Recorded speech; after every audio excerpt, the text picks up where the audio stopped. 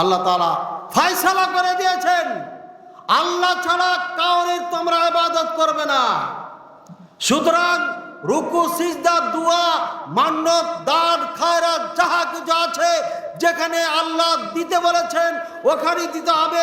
যেখানে আল্লাহ তাআলা সন্তুষ্টি পাওয়া যাবে, যেখানে আল্লাহ দিলে রাজি হবে, সেখানে দিতে হবে, এদিক ওদিকে দেওয়া যাবে না।